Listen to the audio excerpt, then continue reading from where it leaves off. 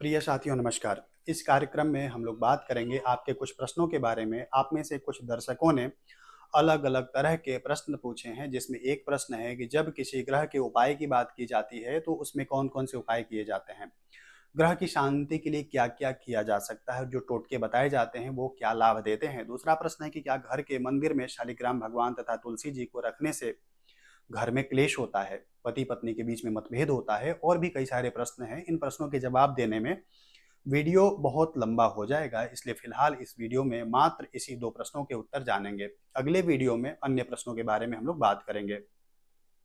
तो सबसे पहले दूसरे प्रश्न का उत्तर दे देते हैं कि घर के मंदिर में शालिग्राम भगवान और तुलसी जी को रखने से घर में क्लेश होता है क्या? तो शास्त्रों में बताया गया है कि जो गृहस्थ हैं वे घर में एक छोटा-सा मंदिर बना करके और प्रतिदिन पूजन कर सकते हैं। अब घर में मंदिर बनेगा तो ज़ाहिर-सी बात है कि उसमें कुछ फ़ोटो और मूर्ति भी होंगे। तो कुछ ग्रंथों में लिखा है कि घर के मंदिर में भगवान शालिग्राम को रख कर के प्रतिदिन पूजन किया जा सकता है। भगवान शालिग्राम को प्रतिदिन स्नान करा के और चंदन धूप दिखा करके जो सामान्य पूजन होता है उसको करने के बाद में तुलसी को ज़रूर चढ़ाया जाता है और प्रतिदिन भगवान शालिग्राम को भोग ज़रूर लगाया जाता है। और शास्त्र कहते हैं और कुछ संत भी कहते हैं कि ऐसा करने से आपका घर ही मंदिर हो जाता है, यानी कि भगवान शालिग्राम के पूजन से घर में सुख शांति संपन्नता आती है। क्योंकि जहाँ पर भगवान होंगे, जिस घर में ईश्वर का वास होगा, वहाँ पर कोई भी नकारात्मक शक्ति रह नहीं सकती है। तो यह कहना कि घर में भगवान शालिग्राम और तुलसी को रखने से क्लेश होता है, यह सही नहीं है। घर में भगवान शालिग्राम का पूजन करिए। अगर आप शिव जी के भक्त हैं तो घर में एक छोटा-सा पारद का शिवलिंग या फिर स्फटिक का शिवलिंग या फिर नर्मदेश्वर शिवलिंग को रख करके उनका प्रतिदिन अभिषेक और पूजन घर में आप कर सकते हैं। घर में तुलसी जी को लगाने से घर के कई सारे दोष समाप्त हो जाते हैं। अगर आप किसी फ्लैट वगैरह में रहते हैं या ऐसी जगह पर रहते हैं जहाँ पर कहीं बाहर आंगन में या मिट्टी में तुलसी जी को नहीं लगाया जा सकता है, तो अपने फ्लैट के बालकनी में ही किसी गमले में तुलसी जी को लगाइए और प्रतिदिन उनको जल चढ़ाइए। इससे भी आपको बहुत लाभ मिलेगा, ग्रह दोषों से मुक्ति मिलेगी। अगला प्रश्न है कि कुंडली में हमारे ग्रह खराब हो जाते हैं तो उसकी शांति के लिए क्या-क्या उपाय किया जा सकता है? और जो टोटके बताए जाते हैं छोटे-छोटे वो क्या लाभ देते हैं? तो पहली बात कि ग्रह शांति के लिए 2-3 चीज़ की जाती है। उसके पहले हमें यह समझना होगा कि कुंडली में ग्रह खराब कैसे होते हैं, क्यों होते हैं? तो अगर आपकी महादशा द्वितीयेश, तृतीयेश की, षष्ठेश, सप्तमेश, अष्टमेश की या फिर एकादशेश या फिर द्वादशेश की चल रही हो या उनकी अंतर्दशा चल रही हो, तो सामान्यतः कहा जाता है कि यह आपकी अशुभ महादशा या अंतर्दशा चल रही है। यह जितने समय चलती है यह महादशा या अंतर्दशा, उस समय में आपको उस भाव से संबंधित कष्ट प्राप्त होते हैं। अब वो अंश और ग्रह के बल पर निर्भर करता है कि आपको कितने अधिक या कम कष्ट मिल रहे हैं। इसलिए कहा जाता है कि उस समय में आपको उस ग्रह की शांति कर लेनी चाहिए। दूसरी बात कि जब लग्नेश की, चतुर्थेश की, पंचमेश और नवमेश या फिर दशमेश की महादशा या अंतर्दशा चल रही हो और अगर यह कमजोर हैं तो यह कहा जाता है कि इसके लिए भी कुछ उपाय कर लेने चाहिए। इनके लिए रत्न भी धारण किया जा सकता है, क्योंकि ये शुभ भाव होते हैं। अब असल में जो हमने पहले बताया कि द्वितीयेश, तृतीयेश वगैरह की जो महादशा अंतर्दशा है, असल में वह भाव अच्छे नहीं होते हैं। तो जब उन भावों से संबंधित ग्रहों की महादशा या फिर अंतर्दशा चल रही होती है, तो उस समय में आपको अशुभ परिणाम देखने को मिलते हैं। इसलिए कहा जाता है कि उस समय में आपको ग्रह की शांति करनी चाहिए। अब ग्रह की शांति का अर्थ है कि उस ग्रह की उपासना करनी चाहिए, उस ग्रह का पूजन करना चाहिए, जप करना चाहिए, उस ग्रह से संबंधित देवता का पूजन करना चाहिए। लेकिन जब आपके शुभ ग्रह की महादशा या अंतर्दशा चल रही हो, तो उसके लिए भी सामान्यतः रत्न पहना जाता है और उस ग्रह का पूजन भी कर सकते हैं, लेकिन कभी भी अशुभ ग्रह का रत्न नहीं पहनना चाहिए। अशुभ ग्रहों की हमेशा शांति करी जाती है।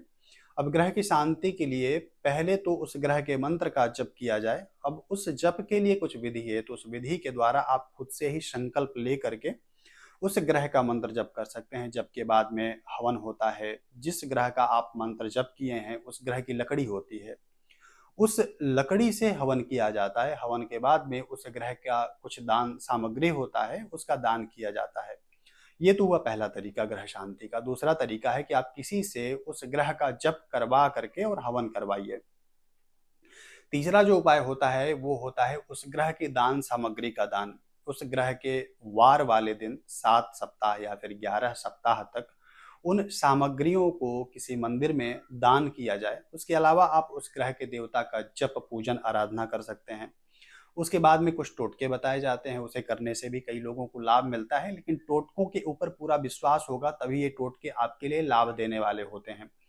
तो ये कुछ तरीका है अशुभ ग्रहों की शांति के लिए। उसके अलावा जो प्रश्न था कि जो टोटके होते हैं वो काम कैसे करते हैं, क्योंकि शास्त्रों में ग्रह शांति के लिए लिखा है, लेकिन टोटके आदि के बारे में तो कहीं पर किसी प्रमाणिक ग्रंथ में लिखा नहीं मिलता है। तो इस समय पर बहुत सारे टोटके तो लोगों ने अपने मन से ही बना दिए हैं। कुछ टोटकों के बारे में लाल किताब में चर्चा की गई है। तो जो टोटके की शुरुआत हुई थी वो लाल किताब से ही हुई थी। लाल किताब में ग्रहों के लिए उपाय बताए गए हैं कि चिड़ियों को दाना डाल दो, कुत्ते को खाना खिला दो, या जल में कुछ प्रवाहित कर दो, मछलियों को आटा डाल दो। तो इस तरीके की चीज लाल किताब में लिखी गई है। टोटका सामान्यतः वहीं से आया था, लेकिन वैदिक ग्रंथ में टोटके वगैरह नहीं मिलते हैं।